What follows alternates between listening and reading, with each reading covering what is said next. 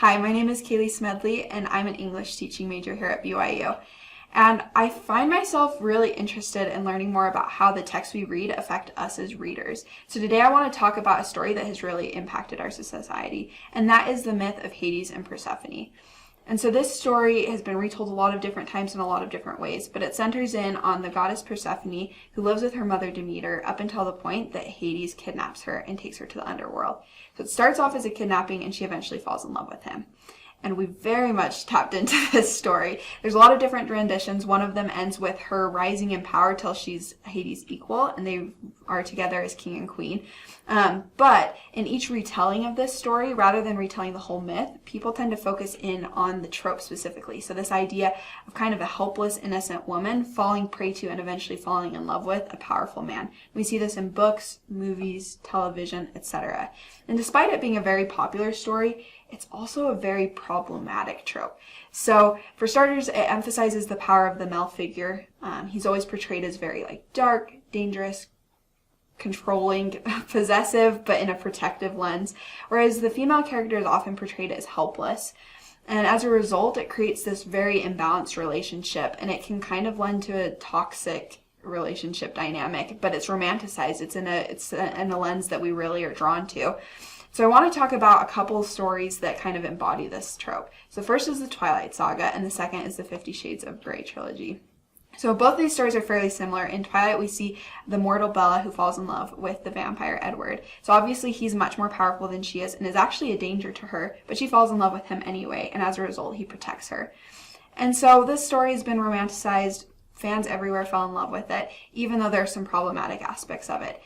However, Edward is portrayed as a very nice guy, very great, definitely seen as protective rather than possessive, but it lends to the idea that a careful, caring, respectful man is as rarefied as ending up lab partners with a vampire. Similarly with 50 Shades of Grey, we see the sexual relationships being dominating as opposed to giving time to the emotional relationships. There's a big power imbalance, and there have been a lot of problematic studies run after this novel, seeing how it's affected its readers.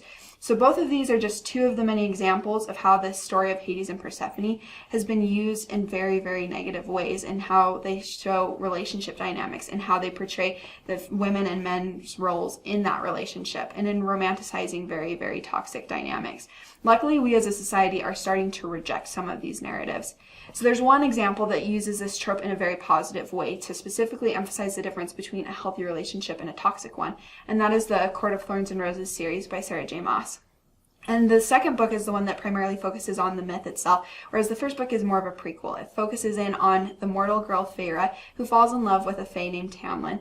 She finds out that he and the other fae are being held captive under a curse, and so she approaches the queen who's cursed them, and the queen promises her that if she can complete a set of tasks, she'll free the people. So she teams up with the High Lord of the Night Court, Rhysand, who is our Hades figure, and he promises to help her complete these tasks if she spends 1 week of every month in the Night Court with him. He helps her, and she's able to set the people free. So the second book starts in with the repercussions of all of that. And so we start to see that Feyre's relationship with Tamlin is a very unstable one. And as they approach her wedding date, she screams out for help. And Rhysand comes and saves her, bringing her to the Night Court. So it's similar to this kidnapping dynamic that we see with Hades and Persephone, but it can be viewed as consensual.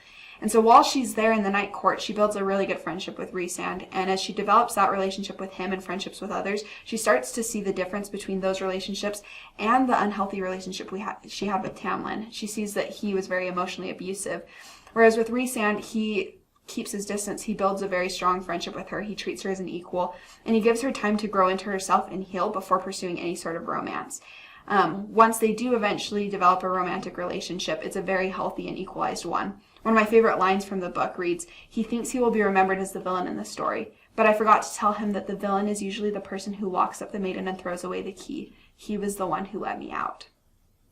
And so Sarah J. Maas is very, very smart in how she uses this myth to really show the difference between the unhealthy relationships we've seen with this trope, Tamlin, Twilight, all of these other ones, and a healthy relationship where the couple is together in equality, and it's no longer a toxic dynamic. So this shift towards these more rising stories like Court of Mist and Fury helps us show that we're moving away from the narrative of the kidnapped maiden and moving instead towards the idea of this Queen Persephone who is side by side with her king.